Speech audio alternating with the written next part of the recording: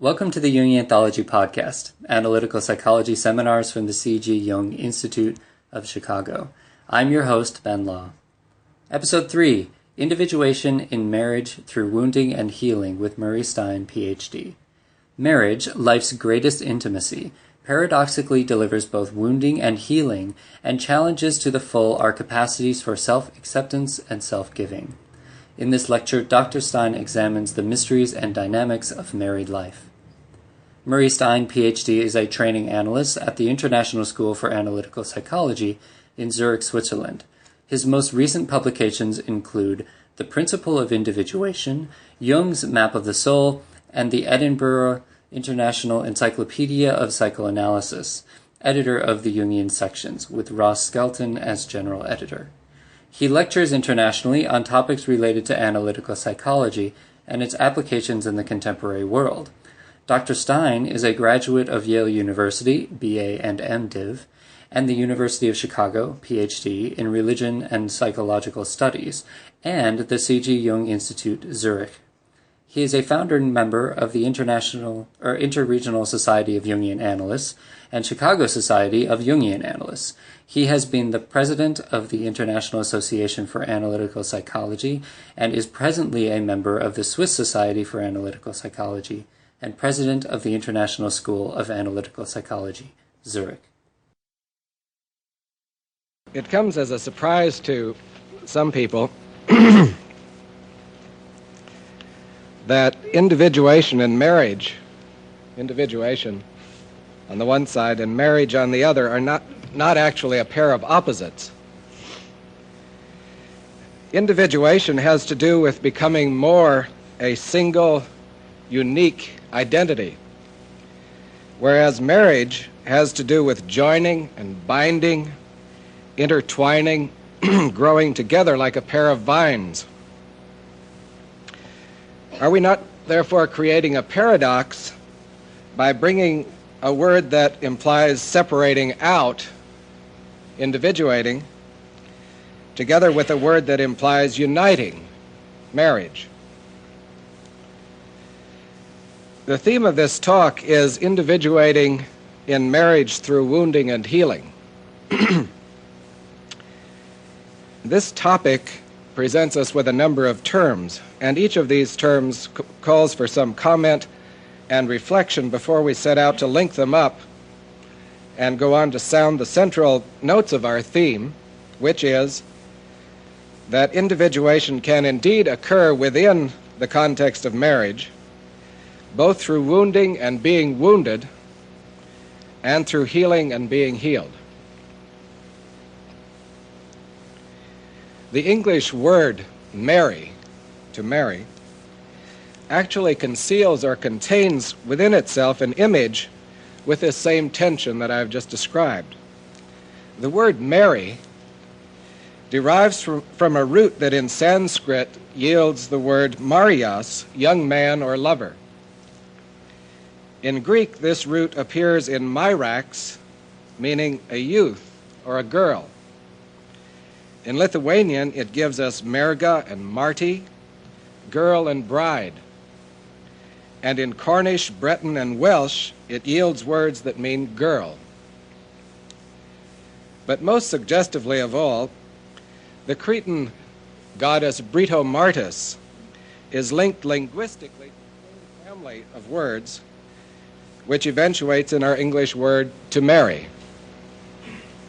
Britomartis, whose name means sweet virgin, is a Cretan equivalent of the Greek goddess Artemis. It certainly should be surprising to find Artemis, the virgin, concealed in our word for marriage. The story of Britomartis is that for 9 months she was pursued by King Minos. Rather than suffer being caught by him, she jumped from a cliff into the sea, where she became entangled in a fisherman's nets. And there, caught in those knots, she was hauled to shore and married off to King Minos.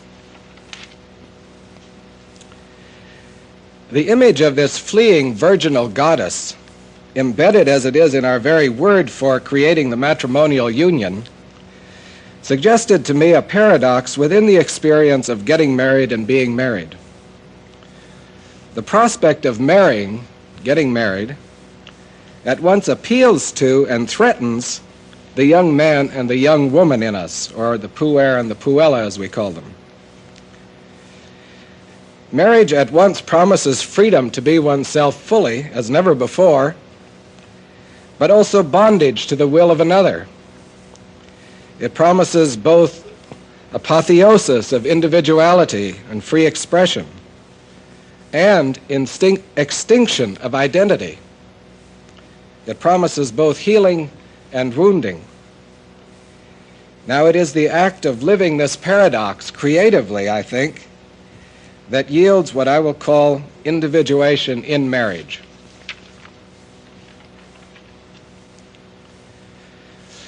This will become clearer as we proceed. I want first of all to put some diagrams before you which will give you a vastly simplified depiction of a personality's individuation through the whole lifespan. Individuation, as we understand it in the Jungian school, can be broadly defined as the story of the vicissitudes of the self in an individual's life history. Let me run that one by again. Individuation can be defined as the story of the vicissitudes, the ups and downs, of the self in an individual's life history. And my diagrams will break down this history into several typical epochs, each of them having its own characteristic dramas and forms. And then later I will connect all of this material up with the issue of marriage and show how wounding and healing in marriage can be an important part of a person's individuation process. I want also to thank Faith Watts for these drawings. I take responsibility for the content of them, but she executed them, so the fineness of the execution belongs to her.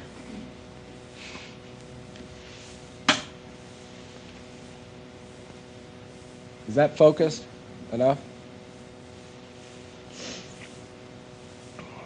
This first diagram I call the emergence of the self in the form of fantasy. Let us say that at birth we find the self as a germ or a seed, a kind of mythic point that is surrounded by a vast field of uncharted potentiality. It has been observed by many people intuitively and by professionals expertly, I guess, that this is how we treat the neonate impulsively and intuitively, that is, as a self with potential, basing our capacity to feel into its world, to imagine what it's like to be a little baby, largely on our projections into this inarticulate territory. The infant has within it the not yet crystallized material of later selfhood. Now, if we treat the infant as though it were an emergent self, treating it with a sufficiency of mothering and empathic attention and care, then the self, which was originally manifested as only a kind of point of tension in this undefined field of potentiality, does indeed crystallize out by the age of 4 or 5 into a well-functioning self. That's this development here.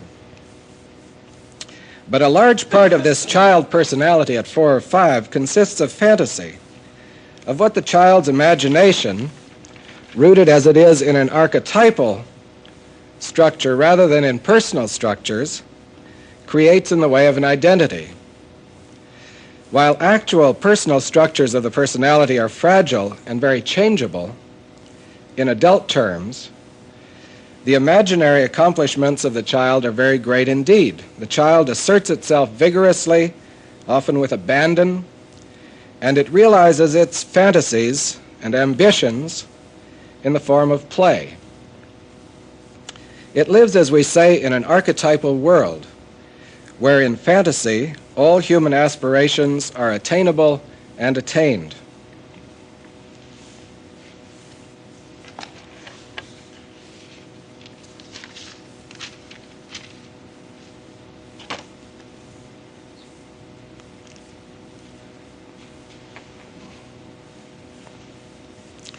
This diagram I have titled "The Modification of the Imagined Self Through Optimal Frustration." It must be noted now that I am speaking of an optimal or ideal individuation process in these remarks and with these diagrams. Any number of problems and pathologies could be spoken of in connection with each of these epochs in the self's history, but for our purposes here, the pursuit of those themes would lead us astray, so we won't deal with them. In this diagram, we depict the imagined self of the child becoming increasingly limited or modified through experience. Let us recognize that in the case of a normal individuation, the self does not disappear altogether or collapse back into a mere point. That would be back into some kind of fiction of wholeness, unbelievable.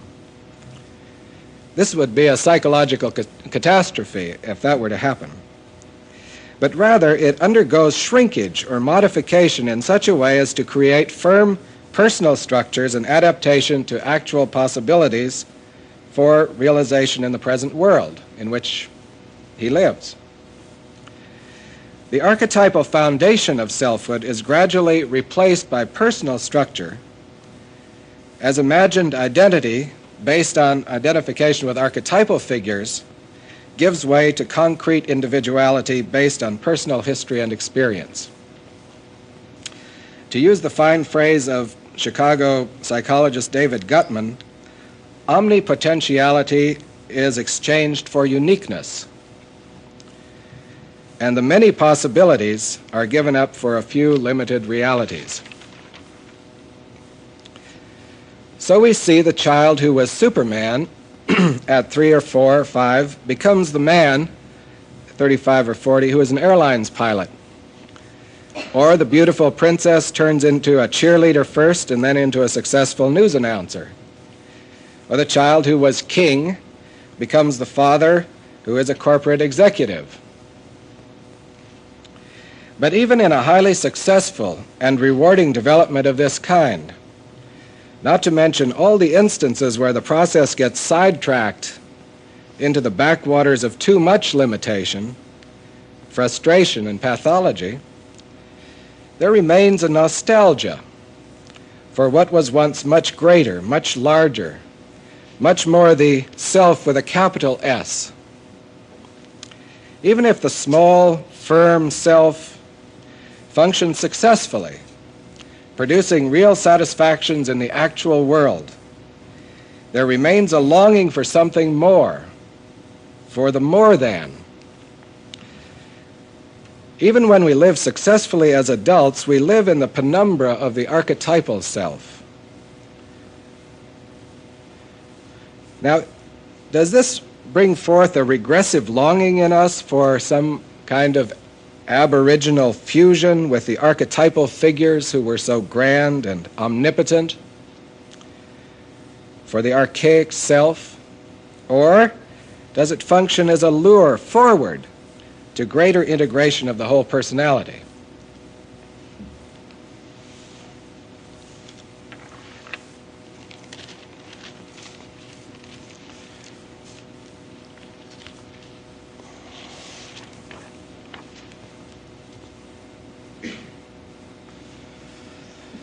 This diagram is titled "The Conscious Integration of the Archetypal Self." Think of the end of the second diagram as the beginning of this one. Here to the left, we see a formed and modified self, reduced in the magnitude of its extension through the replacement of fantasy structures with actual structures. It functions out of a central conscious agency that we call the ego, an executive that screens, adapts, enables a person to do things in the world. Now, this modified self exists in the aura of a larger, archetypally based, but now quiescent and latent self, with a capital S, which has far broader dimensions both in the direction of depth, that is instinct, and in the direction of height or spirit than the modified self has. This phase of the individuation process that's depicted in this picture is what Jungians consider the classic phase of individuation in the second half of life.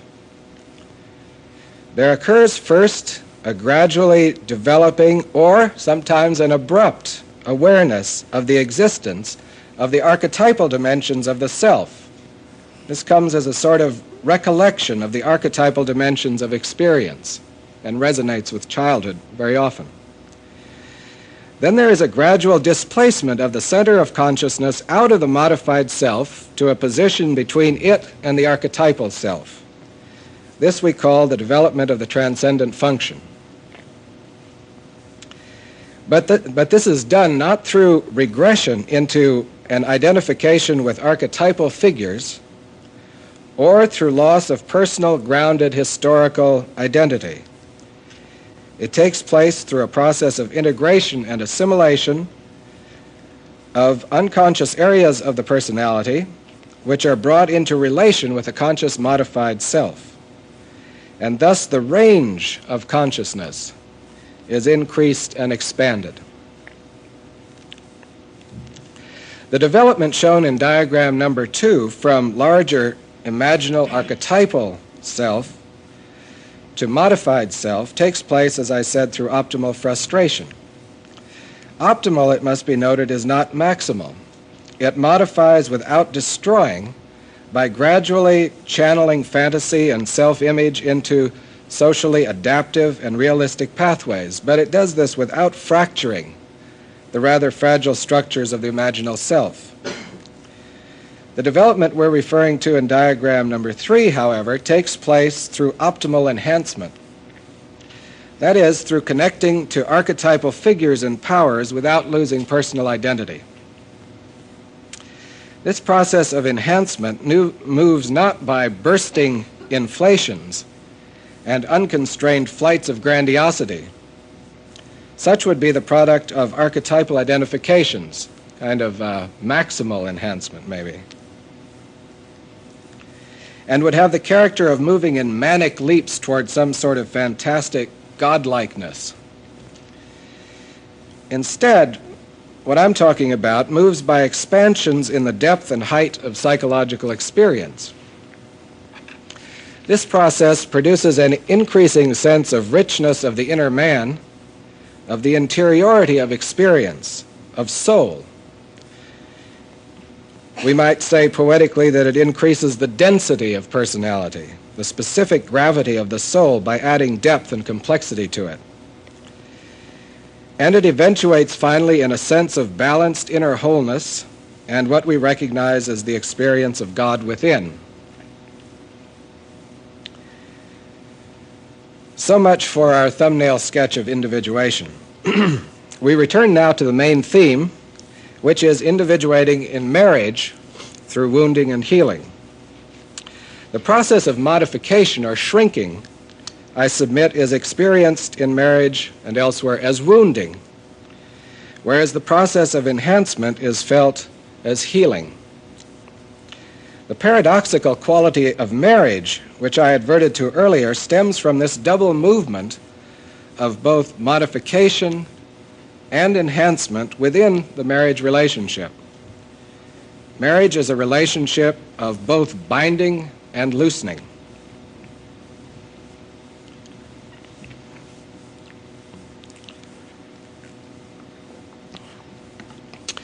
We will look now at what happens psychologically when two people fall in love and find themselves drawn into the force field of the marriage archetype, which is itself a symbol of wholeness, union of the opposites. Keep in mind that we are speaking of marriage as a psychological relationship and not primarily as a social institution designed to raise offspring and secure economic protection or to legitimate sexual intercourse. As an archetypal force and image, marriage promises regained and realized selfhood because it is a representation of the union of sundered opposites. Falling in love and being in love has been called a universal psychosis.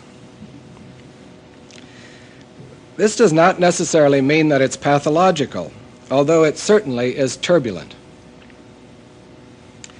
Consciousness is radically altered and often flooded by powerful contents of the unconscious, having an archetypal nature.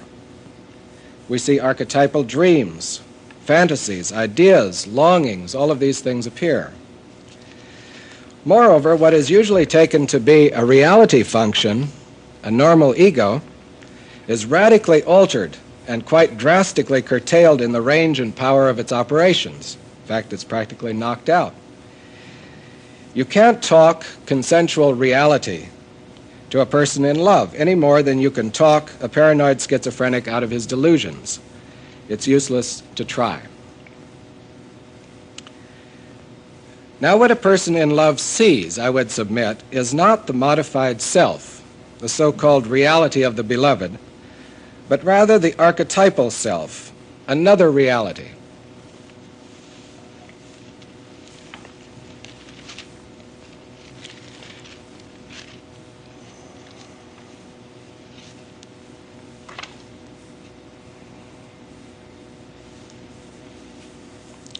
This diagram is titled Love's Vision. The I is the lover.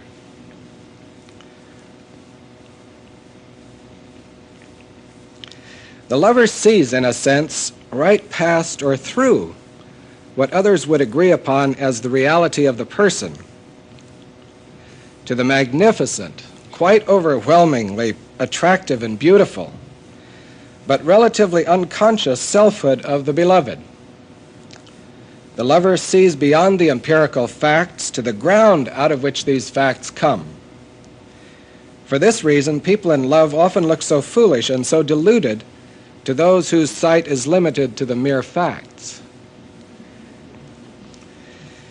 Now the psychologically sophisticated speak of projection. And without at all denying the validity of this idea of projection, we might suggest that it is easy to speak of projection cold-heartedly when one is not oneself gripped by Eros vision. Consider the possibility that there may be an element of psychological truth in love's vision, that it is not delusional in the usual sense of the word, not erroneous misperception. Perhaps it is partly vision of what can't be seen by others, can't be seen even by the beloved himself or herself. Perhaps it is vision into what is still unconscious, repressed, unrealized, left behind. Vision into the region of the archetypal self, to the God within the beloved. If this is the case, then the lover may justifiably ask, who is deluded? Who is the blind one? I confess myself to being enough of a romantic to think that this is actually a truth of the matter, at least in cases of otherwise non-pathologically disposed persons. They are seeing something real, but something tacit rather than manifest. It is the aura of the archetypal self that surrounds and underlies the empirical modified self. Love turns on their imagination, and imagination may be an organ of vision that can glimpse territories beyond the veil of current modified actuality. This is my poorly constructed idea of two lovers, well executed. Think of Chagall instead. Each of them sees beyond the modified self of the other to the archetypal self in the background, and they see from the heart, or from the navel, as has been pointed out.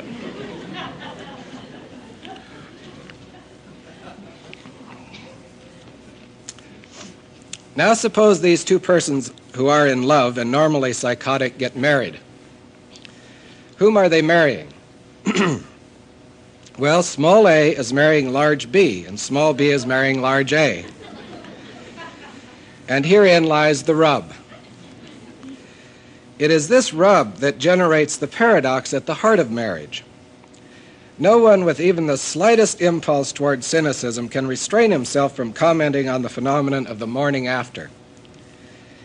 This moment has been memorably captured in the musical The Fantastics, in the song, "This Plum is Too Ripe." And I quote from that song, "Their moon was cardboard, fragile, it was very apt to fray, and what was last night scenic may seem cynic by today. The play's not done, oh no, not quite, for life never ends in the moonlit night, and despite what pretty poets say, the night is only half the day." Now, the day that is being referred to in those lines is when we see clearly, without illusions, what is really there. The haze, the glow, the moonlit landscape, the large aura surrounding the empirical frame, all of that has vanished. And on the morning after, small a finds himself also married to small b.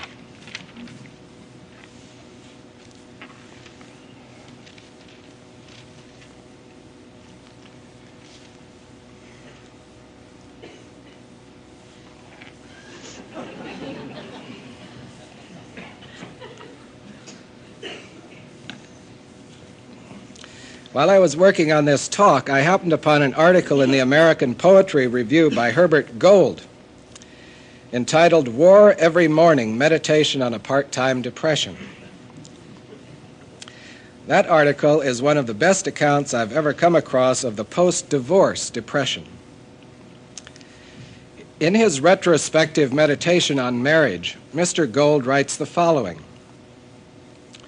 "We marry, amazing numbers of people marry, the burned and the not yet burned, the twice and thrice burned marry. Almost everyone who loves thinks of marriage. And then we fill our lives together with responsibilities and routines, with days and nights which are sometimes even distracted and bored. This can hardly be anticipated. It is one person who submits to passion with close cuddles and shrieks. It is another who discusses carrying out the garbage." The shock of the morning after, whether it's the morning after, the literal morning after, or some years after, doesn't matter, is due to the sudden return or gradual return of each person to the modified, sometimes even to the sub-modified self. When small a is relating to small b, small a is aware of his own smallness, conscious, perhaps even acutely conscious, of his limited, modified, empirical reality. And since this modified self came into existence through optimal frustration in the first place, there is a reminder of those multitudes of small frustrations, inevitably, upon returning to small a status. This is the carry out the garbage feeling. Now, this return to small a and small b status will be the more problematical the less the person has come to terms with the earlier modification process, or the more severe and maximal that earlier modification process was. If small a is too small, too shrunken, then his need for the enlarged status of an archetypal existence is so acute that he cannot tolerate the small status for very long. It's too painful. If this is the case, then the swing between large A and small a status is often very acute and abrupt. The way this affects the relationship is that the partner experiences this abruptness as a split, as being related to two persons. As Herbert Gold put it, it is one person who submits to passion with close cuddles and shrieks. It is another who discusses carrying out the garbage. You're married to two different people. But I want to underscore my opinion that some amount of swing between large A and B status on the one end and small a and small b status on the other is inevitable, and that some amount of wounding, being put back there and even further modified, cannot be avoided in marriage. And here manipulations may begin, the one person trying to get the other to keep them in large A, large B status. The successful negotiation of this swing downward into the modified self is an important aspect of individuation. In this sense, marriage and married life can be one of those optimal frustrations that have the effect of modifying and firming up the small s self. The dream of marriage as a state of permanent bliss, of salvation from partialness, of sacred elevation to divine status, wholeness. This dream is scaled down, but not discarded, in such a way as to produce real achievements in interpersonal connectedness. But the success of this procedure, this modification procedure, depends on a number of psychological factors. First, both small a and small b must be willing and must be able to undergo these frustrations. And secondly, the frustrations must be optimal and not maximal. Even so, the wounding is real, and the puer and the puella in each of us resists it. Remember the image of flight that we found at the very heart of marriage, in the word itself, through its association with the Cretan goddess Britomartis. At the heart of marriage is also an image of binding and being bound. Britomartis is caught in a net, and there are knots.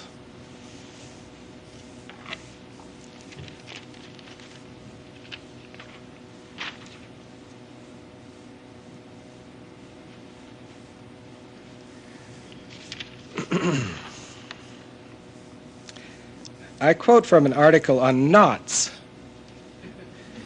in Hastings' Encyclopedia of Religion and Ethics, which runs on, incidentally, for about 5 or 6 very small, finely printed pages. It's a vast symbol, knots. The symbolic use of the knot in the marriage ceremony is widely distributed and dates back to ancient times.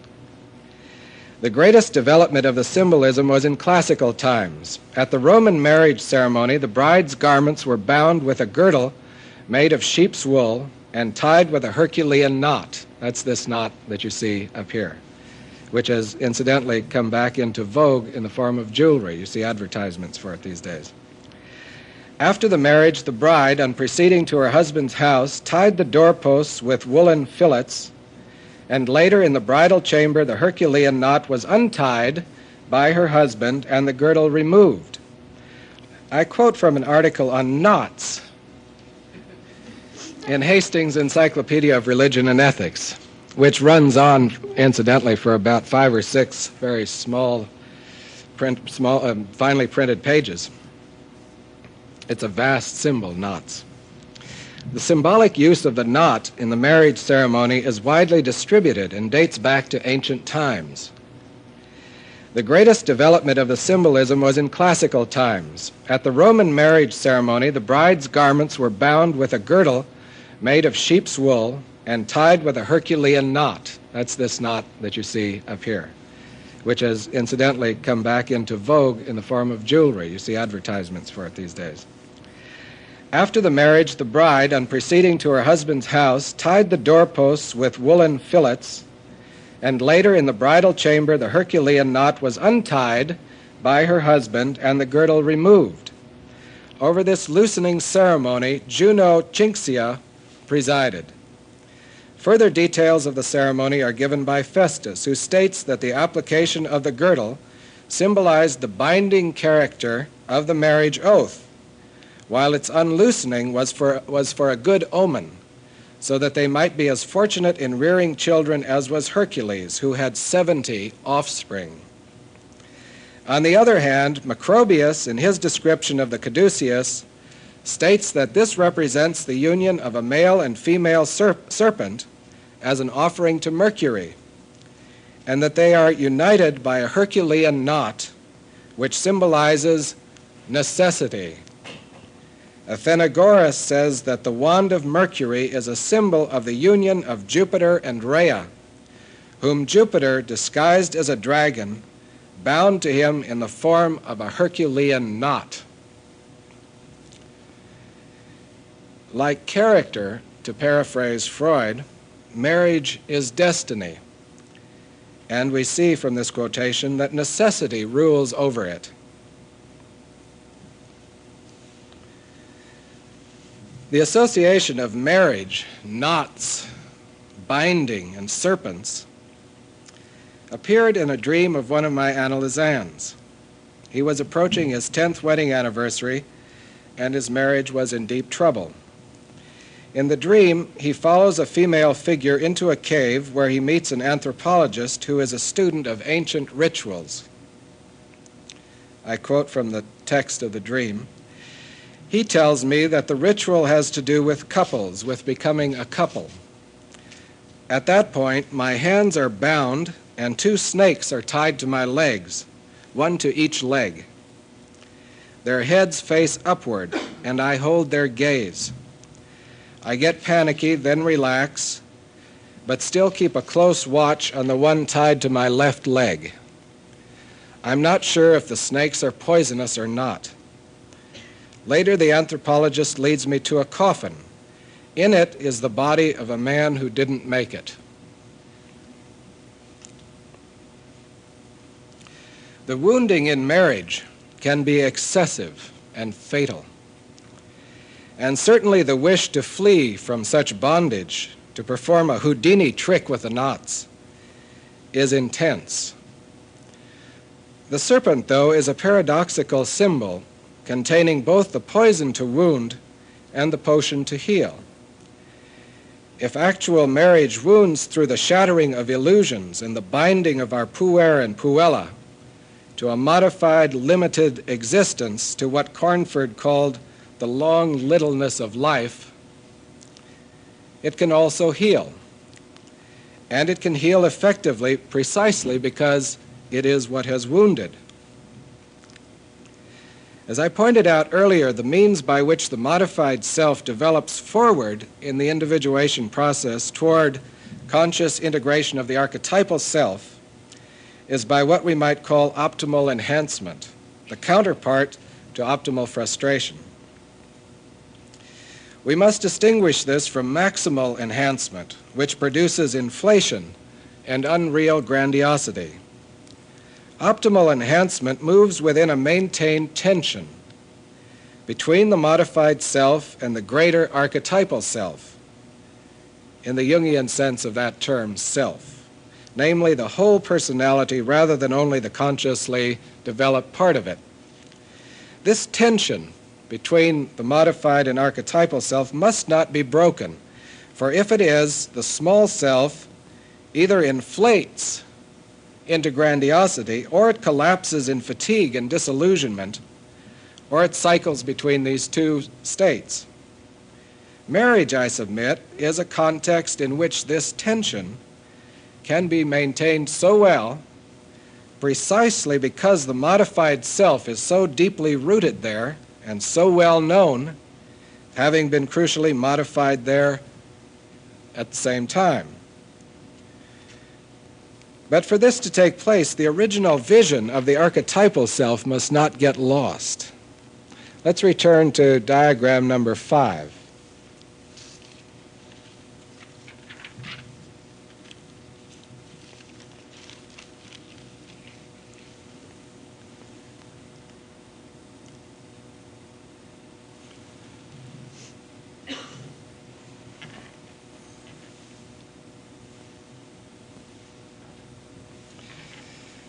Here we see now small a relating to small b, but also seeing past or through small b to large B.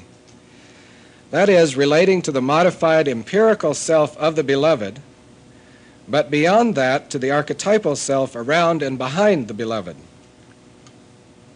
Small b is doing the same thing. What happens now is that each of them communicates to the other a vision. Now, this vision may have in it projected elements, certainly idealized elements, but also an amount of accuracy with respect to actual potentialities within the other. To small a, small b is also capital B, capable of greatness, a person with a splendid future, full of rare and subtle qualities as well as treacheries, highly energetic, really quite the homo maximus. This vision is communicated, whispered, And when it is, it often has the effect of constellating the larger self or archetypal self in the person to whom the vision is communicated.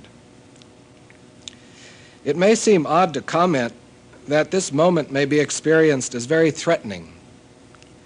If small b does not have a firmly enough established modified self, the receiving of this vision threatens psychological disequilibrium, either inflation with its attendant loss of sense of identity, or fear of the crash into depression later if you accept the vision. So in such a case, defenses are often mobilized, and there is a concerted effort to deny what small a is communicating. It feels like a setup. But if, as in marriage, a person has assurance that the tension between modified and archetypal self is being maintained, then he or she may allow the communicated vision to enter consciousness and to stimulate his or her own archetypal layers.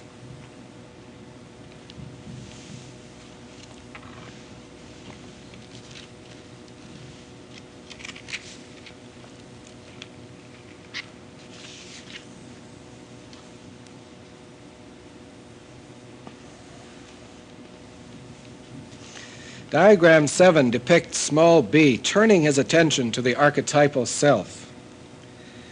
What he finds when he does so will inevitably be a mixture of the small a communicated vision and his own separate archetypal self.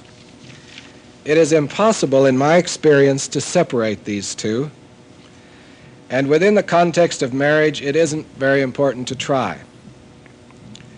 The high energy in the image of the archetypal self is actually due, in part, I feel, to the Kabbalistic-like mingling of the lights that takes place here.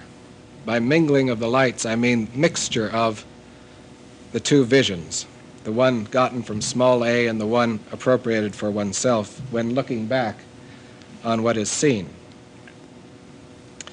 Now healing takes place in marriage when marriage is the context for establishing and maintaining a vital connection to the self, to one's totality.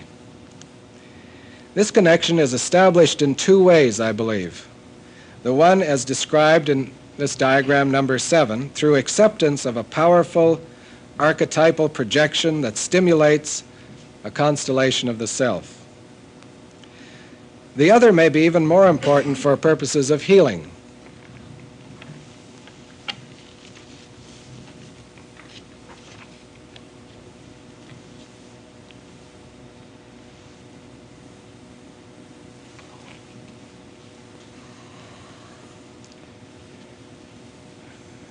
That is, the giving and not the receiving of such a powerful archetypal projection, the pouring out of an archetypal self-image onto an appropriate acceptor of it. Harold Bloom has written a small classic on the Kabbalah in which he makes the following comments. Sholem, who is the great student of the Kabbalah, Sholem theorizes that Luria saw the whole function of creation as being God's catharsis of himself, a vast sublimation in which his terrible rigor might find some peace. This is not unlike Freud's extraordinary explanation as to why people fall in love, which is to avoid an overfilled inner self. As man must love, in Freud's view, in order to avoid becoming sick, so Luria's God had to create for his own health. Now here, in relation to this, one might speak of an instinct for mating, for doing this, pouring out the self, as I did in an article called Hera Bound and Unbound. This instinct for mating which presses for release of an archetypally filled and determined image of the self, and for mingling the lights with a receptive soul, to use Buber's word for it, a thou. If we speak of projection, it is the self, not only the anima or animus, which is projected in love. and to find a receiver of this projection, one with whom to mingle the lights, is to connect to the self as well. Now, without evading the fact that the image of binding and being bound is contained in marriage, the image of the knot, and lies at the core of marriage, it is also true that the contrary image of untying the knot, of loosening and freeing, is present there paradoxically as well. Remember that in the bridal chamber, the Herculean knot was untied by the bride's husband and the girdle removed. And Juno, the goddess of marriage, presided over this loosening ceremony. Marriage constitutes a vessel into which the self can be poured. This pouring out of the psyche, of emotion, image, thought, feeling, much of it from the personality's deepest layers, is profoundly therapeutic. So the very action that ties the knot of marriage also unties a multitude of knots in the soul. In the diagram above here, number 8, you notice there is a third factor, a third thing, or a new figure, capital C, and it stands between our two figures. This factor seems to come into being or to manifest itself as the two partners give themselves to marriage. We might think of it as the marriage of large A and large B. In large C, the marriage bond, the medium and ground of marriage, reveals itself. Let me close by re-invoking the theme, individuating in marriage through wounding and healing. As we have seen, both wounding and healing are essential for individuation, each contributing in its own way to self-understanding and conscious realization of wholeness. I will thank you now for your attention before reading this final quotation from Jung's paper, The Psychology of the Transference. The process of psychological differentiation, Jung writes, speaking of individuation, is no light work. It needs the tenacity and patience of the alchemist, who must purify the body of all superfluities in the fiercest heat of the furnace. As alchemical symbolism shows, a radical understanding of this kind is impossible without a human partner. Thank you. Well, the thing about marriage is its ongoing quality. You see, I think that's an important factor about it, that you can't get out of it very easily. And an individuation process requires either external or internal compulsion to hold your nose to it through thick and thin. If you can get out of it too easily, as soon as the modification phase begins, I don't need that relationship or that hassle or something, and so it doesn't have its proper effect. And then the enhancement simply becomes inflationary. It isn't connected, this tension I talked about. So you need an ongoing situation. That's why analysis has to last a long time. It isn't good to have analysis of 6 months, even though it may be a good therapy in some respects, but it doesn't have that ongoing day in, day out relating to the same material over and over again, that kind of work. Okay, so I don't know what you mean by people who need people, but if it were casual friendships or short-term relationships, they might be very emotional, and they might bring up a lot of psychological material that you could work with on your own later or somewhere else or whatever. But they wouldn't be the arena in which you work out your salvation, as Guggenbuhl says. You're working out salvation. That's a big project. That's a lifetime work.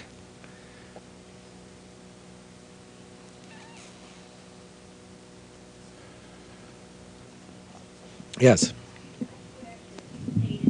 I imagine it could do it for a number of reasons. That might be one. It's freedom from what? Freedom from certain constraints. There is, if you think about the marriage relationship as an intimate, ongoing situation, it promises unconditional, unconditional positive regard, to use Roger's phrase, or unconditional loving. You can just be yourself. You don't have to, like, if you go out on a date, you have to dress up, you have to pretend to be something. It's a persona relationship. And there's a certain amount of stress in maintaining a persona. Whereas marriage promises, oh, I can let down my hair, I can be myself. I can be myself fully like I was when I was 3 years old and my mother just loved me for what I was, and, so on. That kind of freedom. And I don't have to work at it. I don't have to worry about dates and pleasing somebody else, and it'll just be natural and flowing and free. And this is a fantasy about it. It never is that way, of course. But that's a fantasy about it, and one of the disappointments is that it's very hard to find a partner who has that kind of unconditional regard, without any expectations, without any needs of her own, and so on. And so then you run into the other. There is another person there, and maybe she wants that too, and you want it both at the same time, but can't have it at the same time, and so on. You've got to trade off. You have to do things for each other, and you have to keep your own satisfactions delayed sometimes for a little while the other person's getting hers met, and there's that kind of business compromise and so on that's involved in marriage that's, part of day-to-day living. But that reminds me a bit, I don't know why, of a question that was asked somewhere else that I don't mention in this talk, and it really is an important point, because one sees it so often in marriages that have been going on for a while, and that's a situation where the question was, what about people who not only don't or lose touch with and don't project the large A, but seem to find only a smaller than small A in the other person? You see, they're constantly demeaning the partner. They aren't even seeing the partner at the level of modification, of actuality. They're seeing a smaller, less adequate, thinner person, let alone a larger one. And, that certainly is a phenomenon that happens all the time, and there we'd speak of a projection perhaps of shadow, or one's own inadequacies getting projected on a partner and then being attacked. You aren't good enough at such and such, which really is a statement that I have a very difficult time doing that, You start taking out your own inadequacies on your partner. So you can project inadequacies as well as, the self, this large, or even a dark shadow, which is a part of the self too. As Jung says, the shadow is also an archetypal figure. It has dimensions of treachery that, if you're slightly paranoid or something, you can start thinking all kinds of evil things about your spouse and projecting that sort of material. All of which to say is still that if you're psychologically conscious enough and can catch it, you can use that projection to become conscious of yourself. There was a wonderful quotation that somebody put on the announcement for our workshop yesterday from Jung. I think the staff found it somewhere, and Jung says that, there to paraphrase that, often when people fall into disunity with themselves, they begin blaming their partner. Okay? You fall into disunity with yourself and begin blaming your partner. But that struggle, that turmoil, and that blaming can be the opportunity for becoming conscious. So what we tried to work on in the workshop yesterday was how to use these sorts of conflicts creatively and to become conscious of that part of ourselves that we call you. You did such and such, you aren't good enough, or you can't, or something like that. And that's just as valuable to become aware of in oneself as the finer things. Commentary today is by Peter DeMuth, PsyD, Jungian analyst in private practice in Evanston, Illinois. More information about Dr. DeMuth can be found at demuthpsychologicalservices.com. Hello, this is Dr. Peter DeMuth, an analyst at the Chicago Society for Jungian Analysts. And I just got done listening to Murray Stein's lecture on the individuation process in marriage through the process of wounding and healing. He even begins the lecture by asking, what does individuation have to do with marriage? But what's really interesting is that each of us comes to the relationship of marriage with a unique identity. So we come, this idea of as being a unique individual, and we come into this place and attempt to form a partnership. There's an old joke, and no offense meant, but there's an old joke among men sometimes that with marriage, a man's dream comes to an end and a woman's dream begins. So even you can see that there's something wrong with that notion, especially on the part of men, if they're trying to form a partnership. So Stein reminds us that individuation is the story of the vicissitudes or the ups and downs of the self in an individual's life history. So, if you think about the Myers-Briggs, you think about the feeling function being the relational function. And it certainly is an important part of the individuation process. So at the quintessential relationship equation, it takes place in the partnership called marriage. As Freud would always remind us, though, when describing the analytic process, there's always a wish to grow. So, when people get married, they have these idealistic ideas that things are going to go this way or that way. So there is a wish to grow, but there's also a wish to stay the same. And so these two kind of things collide both within the individual as well as between the individuals. And even Jung said that man's most passionate desire was not sex, was not power, not even money, but instead laziness. And so the challenges of marriage are likely, as Stein reminds us, to wound us, sometimes and perhaps hopefully deeply, which can then lead to healing, and through the process of healing, new growth. As David Sedgwick so eloquently reminded us in his book, The Wounded Healer, it is in the wounding that we grow, not in the avoidance of the wounding. So when Stein talks about the little a and the large A and the small b and the large B, I was reminded of the time of my own marriage when my soon-to-be wife Karen and I had to go through the Catholic process of pre-Canaan. And there was the priest reminded us both that love represented the ability to see the world not only through our own eyes, A equaling I, or B equaling thou, but now, in addition, through our partner's eyes as well, known as position C.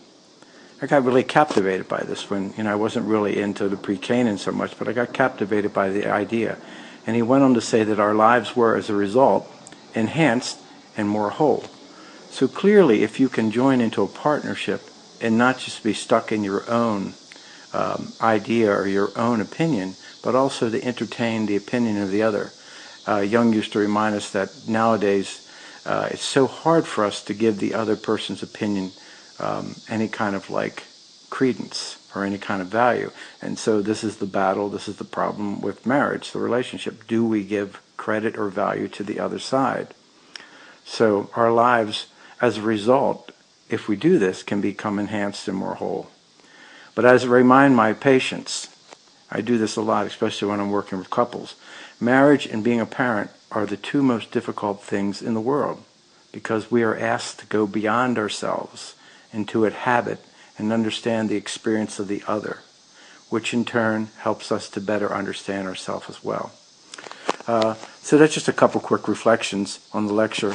And in addition to David Sedgwick's book, The Wounded Healer, I would also recommend Eric Fromm's book from the 60s, but it's still very, very salient in today's world, The Art of Loving.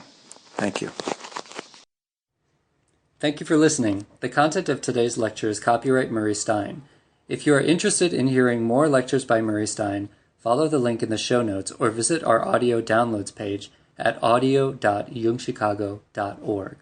Check out our upcoming seminar, Encountering the Touch of Evil, Film and the Predator with Dan Ross, psychiatric mental health nurse practitioner, on October 31st. More information about upcoming classes is available on our website. This podcast is distributed under a Creative Commons Attribution, Non-Commercial, No Derivatives license. Share it all you like as long as you maintain the attribution to the speaker, but please do not change it or sell it. If you like this episode, tell your friends about us or leave us a review on iTunes.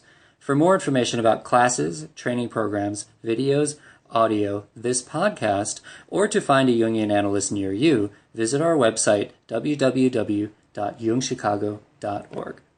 Thanks for listening, and we'll see you next time.